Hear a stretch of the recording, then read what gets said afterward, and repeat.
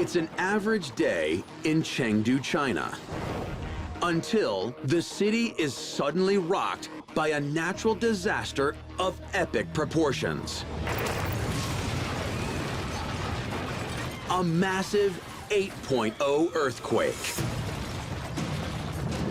The fault line is deep below the Earth, where two opposing landmasses press against each other, building up more and more pressure, until finally one side slips, releasing as much energy as 1,000 atomic bombs. For the people in this 8-story office building, shaking earth and falling debris spell disaster.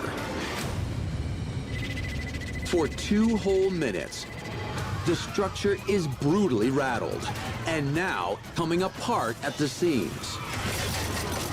The building is collapsing. Brace yourself and step into this killer quake.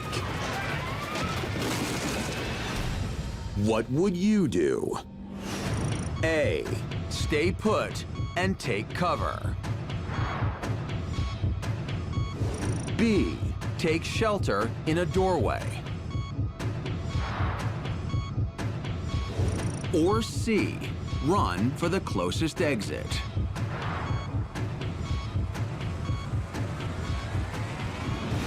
Here's what you should consider.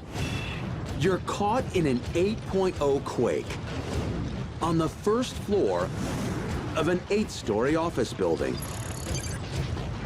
And the walls around you are beginning to collapse.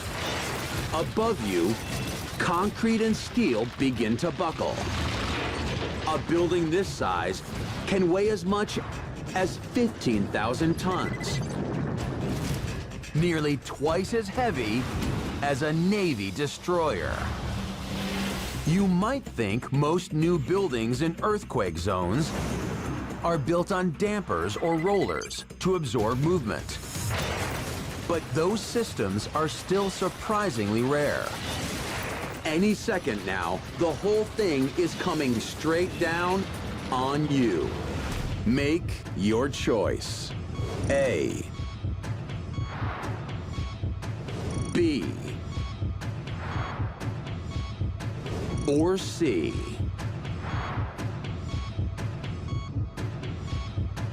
So, what would you do?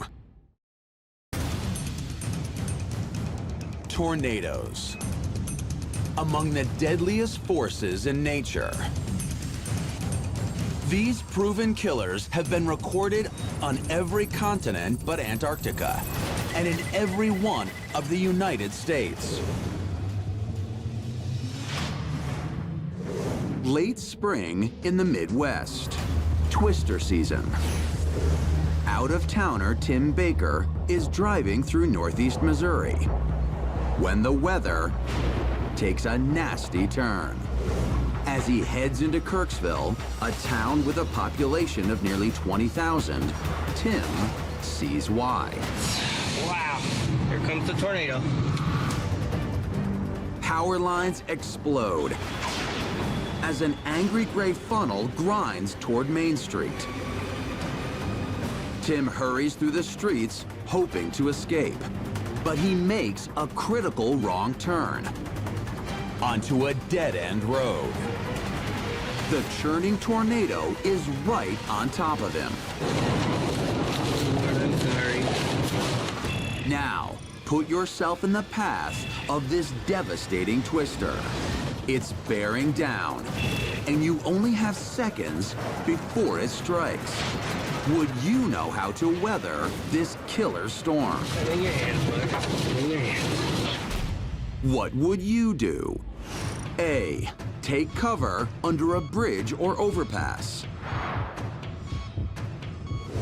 B. Get out of the car and lie flat on the ground. Or C. Roll down the car windows and stay put.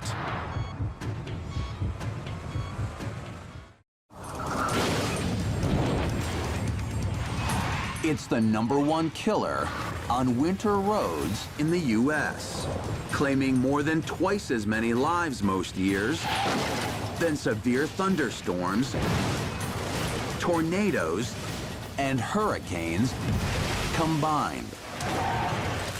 It's ice. And when it forms on the cold asphalt, it blends in perfectly, making the road smooth, slick, and dangerous. So imagine how terrifying it must be for this trucker when he hits his brakes and just keeps going. Now, jump inside the cab and take the wheel. Would you know how to survive this icy skid?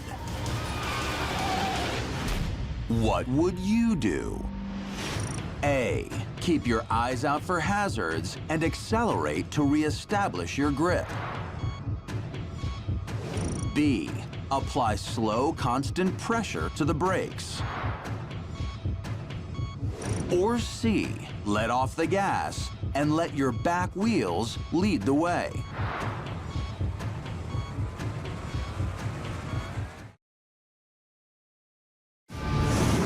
It's not just some distant threat dreamed up by sci-fi writers. Every day, Earth is bombarded by up to 150 tons of rocks from space. Most no bigger than a grain of rice. But as scientists are well aware, it's only a matter of time before the big one hits. It's a cold February morning in Chelyabinsk, Russia, and residents have no idea that a threat capable of turning the entire city into a wasteland is hurtling toward them at nearly 40,000 miles an hour. It's a meteor. Heating up to 3,000 degrees, hot enough to melt steel. The rock explodes. It's what scientists call an airburst. And just like a nuclear explosion, it generates a deadly force known as a shockwave. And these people have no idea it's coming.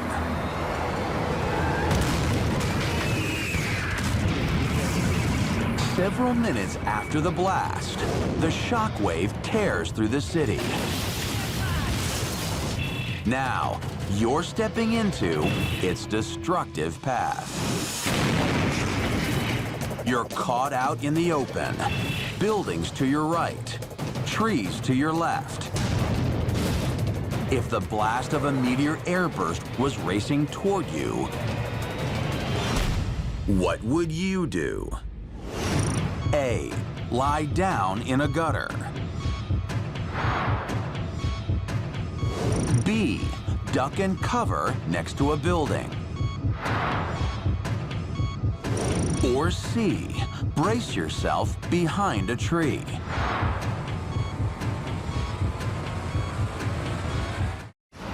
All around the world, spring snowmelt means rivers are raging, making it the perfect time for whitewater kayaking.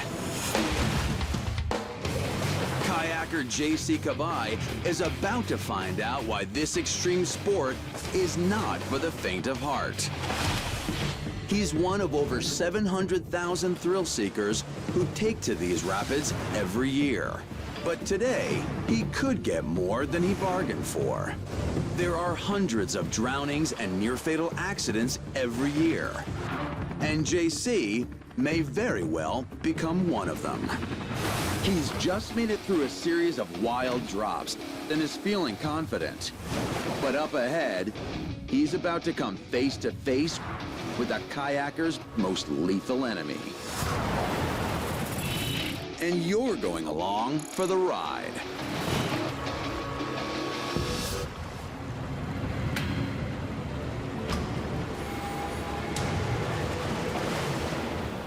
JC's just gone over the falls and is trapped inside a devastating vortex. He needs to breathe and fast. Suddenly, a trailing kayaker slams him from behind.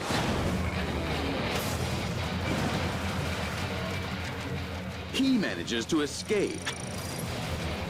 But for JC, it's do or die. His friends are quick to realize he's in trouble. They toss him a lifeline. But it's up to him to escape the river's deadly grip. This is where you come in. Put yourself in JC's kayak and see if your instincts would keep you alive. What would you do? A. Fight to keep your head above water. B. Wrap a lifeline around your body. Or C. Curl into a ball and turtle up.